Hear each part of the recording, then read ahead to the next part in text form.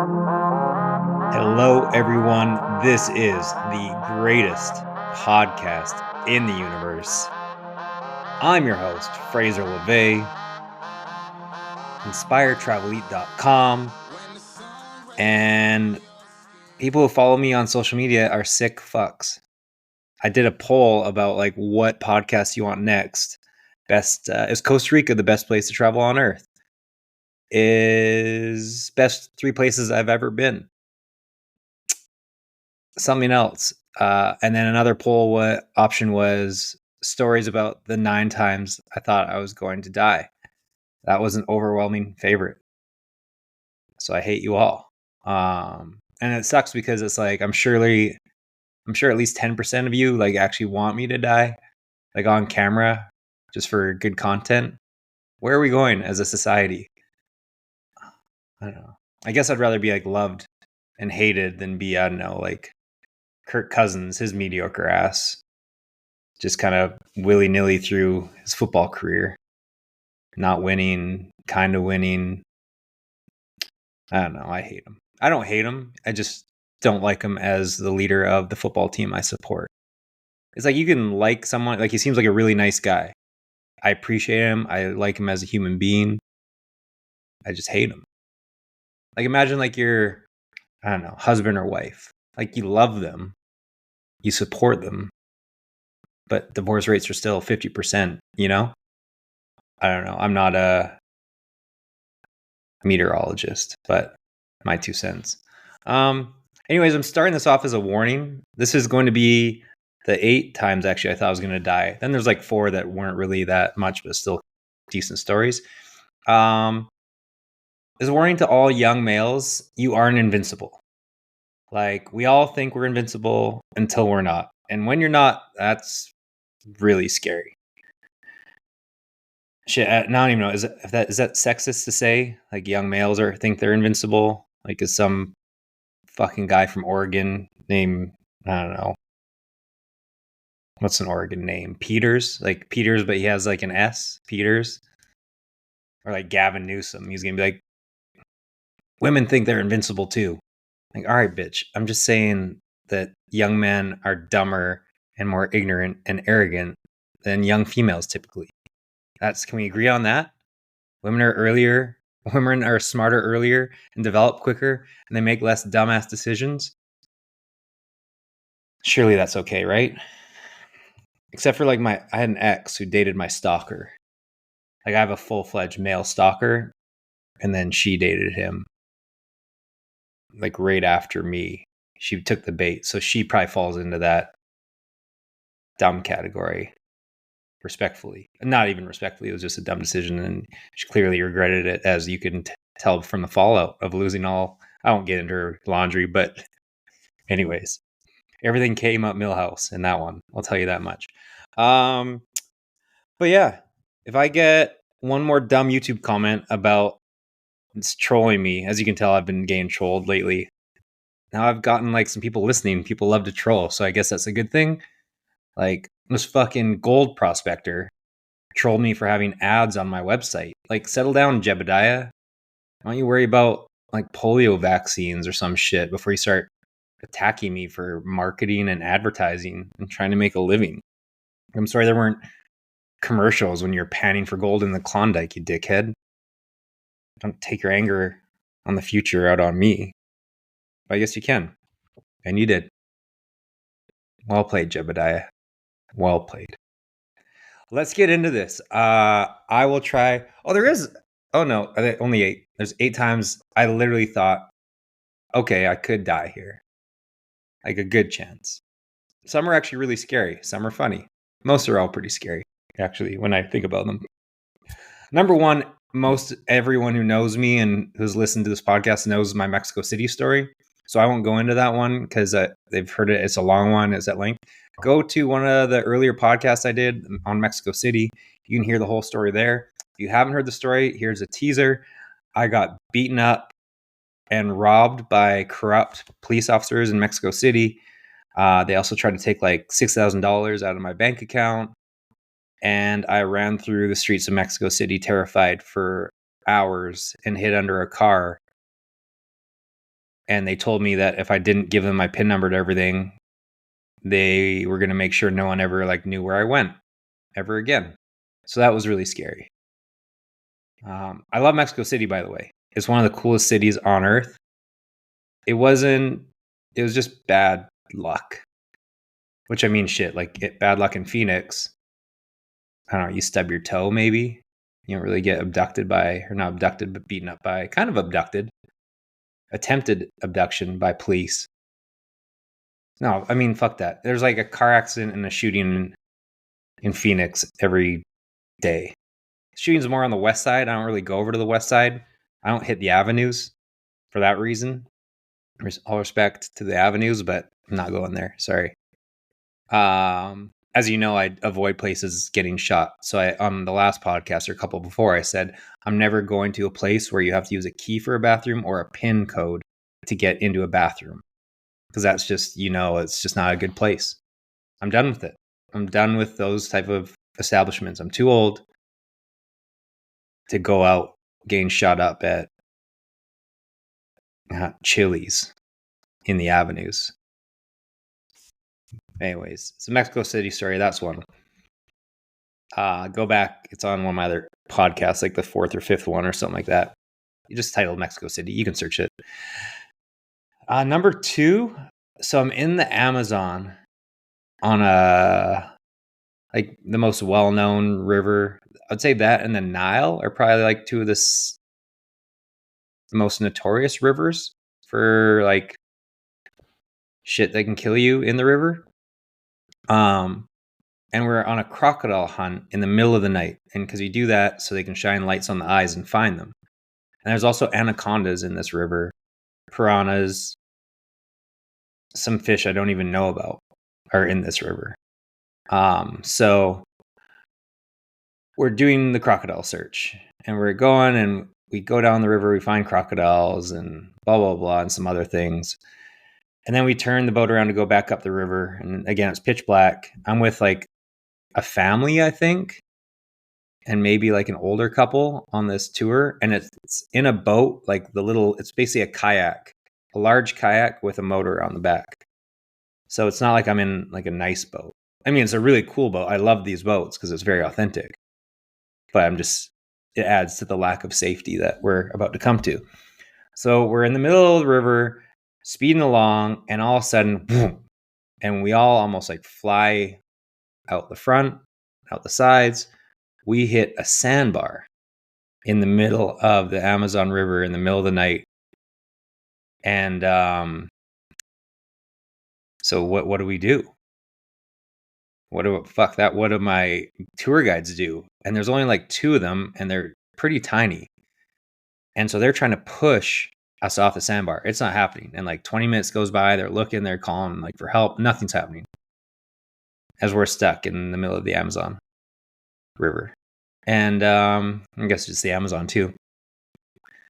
So it's like there's too much weight, and I'm like, fuck, I'm gonna have to get out, aren't I? Because obviously I'm chubby according to Garvey and my aunts. So hopefully my weight will help us push this off. And also I'm obviously gonna have to try and push this off because our guide is like 80 pounds soaking wet. So I get out, standing on the sandbar in the middle of the Amazon, and like I go to the front, and like out of a Looney Tunes, I just drop. Like I go underwater. I stepped off the sandbar that they didn't tell me about. So I terrified. I literally fall deep off a sandbar cliff in the middle of the Amazon River. Crocodiles, anacondas, piranhas, whatever else. Terrified. Also, I'm one of those people that thinks there's sharks in the pool when you close your eyes. So, I mean, for all I know, there's probably a great white shark in there too. If there's one in a pool, there has to be one in the Amazon. So we're pushing. It was scary. After a while, we finally got, like, we pushed, got the kayak off the sandbar, didn't die. But when I fell off the edge of that sandbar, whoa, I thought it was over. Cancel Christmas. And even just standing on the sandbar, that was terrifying. Like, this is just, I was going to end up on a viral video of stupid Canadian in the Amazon River gets attacked by alligator. Why was he in the water? There's no backstory when they post that video. They just see me standing in the stupidest place to stand on earth. So they would think I deserved it when I was just trying to help because the old couple wasn't pushing it. And the family, I'm not watching that as, Stuart gets out, tries to push his family out, and he dies right in front of his kids. What will I do then? I can't live with that. Do I have to raise the children and marry the wife as my own? You didn't think about that, did you? No. Number 2. This one's just a quick story. That one's not as fun. I go to hiking Humphreys Peak in Arizona. It's the highest peak in all of Arizona. Whoever's done it knows it's outrageously hard. I went with 2 friends. They both turned back. I probably would have turned back if I didn't have a hiking website, and my friends never would have let me hear the end of it if I didn't actually hike to the top of this thing. And it's after my birthday, and I had a big party in Flagstaff with a bunch of friends, came up, and we got a hotel and spent all night out. So I'm hungover. Not the best hike to do hungover. Probably the worst hike in Arizona to do hungover. Maybe Havasupai is worse, but no, this is worse. And so we get there, and it's by the time I'm in a hoodie and sweatpants. This is October 25th. That is not enough. And there's winds, like I'm in Mordor. There's winds that are the fastest winds. I have video of just clouds whipping over like the peak, and it's got 3 false peaks. And I didn't know what a false peak was. Like I've heard the term, but I've never actually knew what it was until it happened to me. Where you think you're at the peak, and then you get to it, and then there's another peak, and then you're like, oh, I'm finally there, and then another. I was like, fuck me. And I think I had like a little sandwich. I had a decent amount of water, but not much. I was the only one to go to the top that day because it was nasty. And I was at the top. I even went pee, and like the wind just threw it everywhere. I didn't know where it landed. It was warm, so that was good. Like that itself was frightening. And then I walked down this one little area, but like basically this isn't the part that I was worried about dying the most. It was almost there.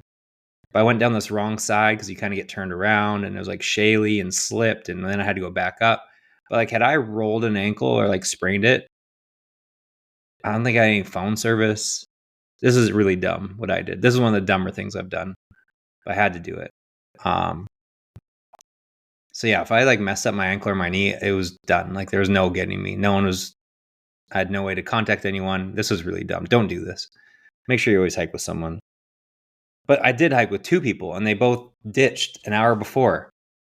So anyways, as I'm going down, it's getting dark. And on the way up, we passed through this meadow that was out of the Shire. It was beautiful, like all these trees. Yes, that's 2 Harry Potter references. 2 Lord of the Rings references in 3 minutes. I'm going to I'm going to stay in Hobbit houses next week in Guatemala. I'm very excited. So love Lord of the Rings. Don't judge me. Anyways, I'm going through the Shire, and there's these giant trees that are like just swaying, and they're like these creak, and like all the leaves are on the ground, and it was so pretty. It was fall, so like all the colors and the swaying trees were like just making these nice creaky sounds. Like it just was a great ambiance to start this hike for the first hour you go through this. So on the way down in pitch black, I'm the only person on the mountain for the last 2 hours, maybe 3. Like everyone else is gone. And I hit darkness. And I've got my flashlight on my phone, and my phone dies. Because I've, whatever. The once cool meadow of creaky trees, the trees now sound like babies crying. Like the scariest Blair Witch shit you've ever been in. Is rah! That's not the sound. It was scary. Like it was the most awful sound I can think of. And as I'm walking in the pitch black, listening to this, out of nowhere, just like an explosion of something jumping, taking off, running, something enormous, like 10, 15 feet away from me. like of rocks and broken branches and all else. Just like some enormous animal was 15 feet from me and just took off either towards me or away from me. Obviously, it wasn't towards me because I'm still here. Now, I'm 90% sure it's probably a deer, even 95. But deers aren't typically alone. Could have been an elk. But when you're all alone and you already almost died at the top of Mordor, you're freezing cold, hungry, beat the shit, mind's playing tricks on you with the crying babies in the trees, you don't know what animal that is. So for the next hour, I'm walking in the pitch black thinking I'm being stalked by like a mountain lion, a bear. I'm doing that thing that Bear Grylls does where he goes, "Hey, bear, bear," and you just keep on yelling out. So hopefully it's more scared of you. But that was a fucking terrifying like hour plus. Because who knows what's watching me, what's behind me, what's around me. So half almost died at the top. Could have. That was life threatening. And then this was just terrifying. Also, what do we have next? Something fun. The Happy Pizza story. You may have heard the Happy Pizza story if you listen to my Cambodia. But all right, I'll give you a quick one before the Happy Pizza in case you've already listened to the Happy Pizza story. Also in Peru, I went to hike Machu Picchu, and on the Inca Trail, we literally stopped and 15 at this. I think I was with people who needed a rest, so we stopped this little corner, and had we kept on walking, I mean, this is not exaggeration whatsoever. The rock fall that happened, we would have been right there. Now I assume I could have probably ran. Like once I saw it was coming, I definitely would have ran away. But and probably made it. Like 90% sure. But anyways, like a massive rock slide happened right in front of us. It was outrageous, and it beat like the trail, just knocked it all off the side of the hill. It was someone in our group definitely would have died. It wouldn't have been me, knock on wood, but someone was gone. And they're all nice people too, so I'm glad. There was like a pregnant lady, a nice family. So that one wasn't that scary, but it was interesting. They're like, oh wow, had we not stopped, that could have been dangerous. A scary one that's not as good of a story was just surfing in Brazil. I almost drowned. And the short thing on that, it was like it wasn't even it was a big wave, but not like anything outrageous because I'm not that good of a surfer. But it was in it was near Rio, and it's this really good Praia, I think it's called. I think it's Praia Beach, like hours from Rio. One of the prettiest places and like the best place to surf near Rio. And so I got hit by this wave and I kind of went under, and it was a really deep, like sometimes waves you do beach breaks and sometimes you do breaks that are like further out from coral or whatever the fuck else reason that there's deeper breaks. So it's pretty deep water when you're out there versus like you get hit and you just kind of know where the sand is. So I get hit by this wave or I fall off this wave and it kind of like takes me down. I'm like, all right. And I like swim to go up, and like I go up, but I'm not going up. And like I got turned around. This wave like threw me around. Sorry, so let me start there, like in circles, and no idea where I am. Well, obviously I know where I am, but which way I'm going. So I start swimming, swim, nothing. Shit, I turn around, swim, nothing. Shit, I go down, I go up. I start swimming every direction, and I have no idea which direction is up. And again, I was kind of by myself off to the like side a little bit. It wasn't really a busy day anyways, but it's a huge area, so no one's really around me. And yeah, like I went to like grab my leash to like find it once I kind of realized that would be a good idea, and like couldn't figure anything out. And finally I just like I did that thing where you take like gulps in your lungs to try and get like the maximum air you can get. And I've never been in that point in my life. Like I was at the point past holding my breath that I've ever been in my entire life. It was very like I think the next second or 3 seconds that's where you pass out, because I've never gone anywhere close to where I was. and I just kind of let go, and I was like, fuck, hopefully I like float up. And sure enough, I like floated up, hope just in the nick of time, I assume. And I gulped air just as another giant wave hit me and threw me around again. So I went back down. This time I was a little bit better off, and like, but still holding on. Like, my air holding was at its maximum. The first time was the worst. Second time wasn't great either, but not as bad. So that definitely, I thought I was gonna drown, hands down. Like, that was terrifying. Like, I'm getting chills thinking about that one. Nicaragua, again, didn't think I was going to die, but easily could have. I was with Stu, Jason, and we were 2 times. One, we had giant spiders in our eco whatever places. Spiders were like fucking National Geographic motherfuckers. They're great, so scary. I didn't really think I was gonna die from them, but that was scary. That's not the part where I thought I could have died.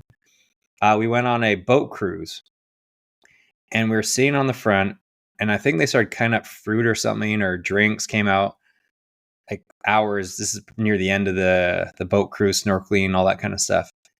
And out of nowhere, all the wires that were holding up the mast, it was a sailboat, just snapped and took off. Like, I think one broke, and so that meant they all went, and the mast broke in half. Not only did the mast land exactly where we were sitting a minute, 2 minutes before this, Stu and Jason will verify, the wires that like snapped off the side of the boat, those could have like taken anyone's head off. I'm surprised no one got hit by those, because there's a lot of people on the boat, and we should have died from the mast breaking, and at least 2 people should have died from those wires, like full decapitation. So that was kind of scary. There was also a time in Thailand.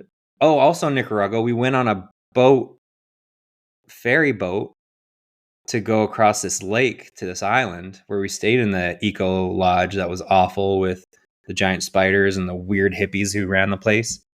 Nothing against hippies. These hippies were super weird. We thought they could kill us too. The lake was like, we were sitting on bags of wheat and grains and rice, not chairs. And we thought like we were going over. There's water spilling in the sides, like our feet are soaking wet. There's tons of water in the boat. It's like this old ferry rocking back and forth. That was a rough one. That was scary. So all the Nicaragua trip, there's a lot of heightened senses going on. Same thing happened in Thailand. Here's another one where we thought like we were going from Phuket to Koh Phi Phi, I think, or Koh Phangan, whichever one's on that side. I think it's Koh Phi Phi. And same thing, tiny little like rowboaty type, not rowboat, tugboaty thing, ferry boat. Water coming in everywhere, terrible storm, shitty little boat. It was one of the scarier storms I've ever been in. So that was bad. But I could go in more in detail with that, just you can imagine. So that was another time. So then a Happy Pizza. Happy Pizza. Sorry, someone's calling me. Let me delete that. And it sounds like there is people outside my house doing landscaping. So I may have to cancel this and do a part 2, so you don't hear this the whole time.